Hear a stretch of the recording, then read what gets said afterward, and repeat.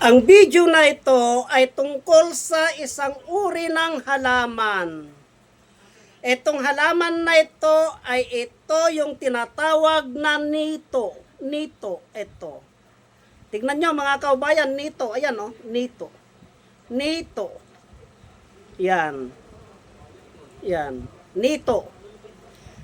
Itong halaman na ito ay halaman ng mga duwende po ito. Tinatawag na nito. Itong halaman na ito. Hindi ito yung tinatawag nilang buhok ng kapre. Iba ito mga kaubayan. Hindi din ito yung buhok ni Birheng Maria na tinatawag nila. Hindi ito. Ito ay isang uri ng gayuma mga kaubayan. Itong nito na ito. Ito ay halaman ng mga duwende. Ito po, nito. Tignan nyo mga kaubayan yan. Halaman ng mga duwende ito. Isang uri ng gayuma. Yan. Kadalasan na ginagamit itong gayuma na ito ay sa mga kasino po ito ginagamit. Mabisa po ito sa mga kasino. Ilinalagay sa mga bote na ganito, katulad niyan, yan o, nakikita nyo, may laman pong nito yan. Yan po. Yan. Ikinakarga po dito yan. Para sa mga kasino. Halaman ng mga duwende ito, itong nito na ito. Madalang po mga kaubayan madalang po makita yung ganitong uri ng halaman yung ating mga kaubayan na mahilig mag-search diyan, ito tutukan po ninyo at i-google na po ninyo, lalabas sa Google niyan, iba yan, hindi po ito.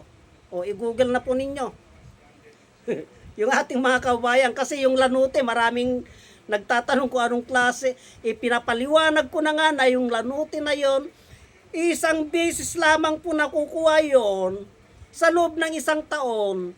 Lumalabas lamang po yon tuwing mahal na araw. Ito naman ay madalang pong makakita ng ganito. Isang uri ng gayuma na sa duwende lamang po. Halaman ng mga duwende po ito mga kaubayan. Yan po, tignan ninyo. Para makita nyo, kasi alam ko pag in-upload ko yung videos na ito, marami na naman pong magtatanong. Ito po ay isang uri ng gayuma. Hindi po pwede na gayuma, ganito. May mga sangkap po ito mga kaubayan, katulad po nito. Ilinalagay po namin dyan. May mga sangkap pa po na ibang klase ito. Katulad po nito, yan. Kung nyo pong pagmasdan, may nito po yan. Hindi lahat ng mga gayuma ay may nito. May halaman na nito na nanggagaling sa duwende. Kasi, depende po yan. Mabisa po ito sa mga kasino. Sa kasino po, subok na po ito, mga kaubayan.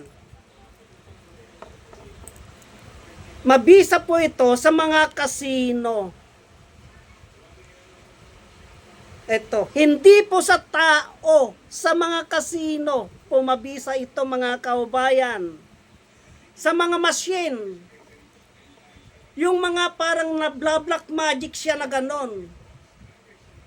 Kasi sa kasino kadalasan, may mga duwende po dyan.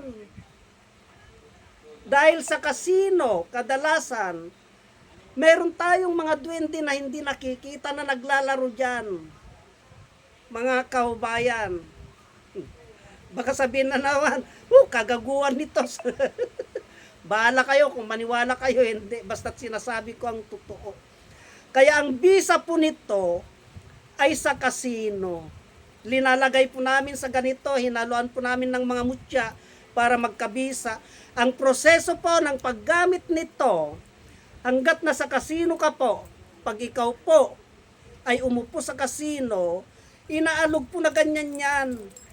Yan, inaalog po na ganyan yan. Bago ka po maghawak ng machine. Hindi po sa tao, nalugin mo yung tao, ipihipan mo po yan. Iba po yung sa tao. At iba naman po sa mga kasino. Yan po. Nito. O i-search na po ninyo. Mga kabayan, yung mamahilig sa mga kwan dyan. O nito. Halaman ng mga duwende po ito. Kaya kung sino yung mamahilig sa kasino dyan, kung inyo pong pagmasdan, kung minsan nakakakita kayo ng mga ganitong halaman, pagpasok nyo po lamang po sa mga kasino, sa mga pintuan, kung minsan nakakita kayo ng mga ganitong halaman, sa kanilang mga pintuan, yan, nito po ito mga kaubayan, para sa mga machine, sa kasino lamang po, ginagamit ito. Marami pong salamat.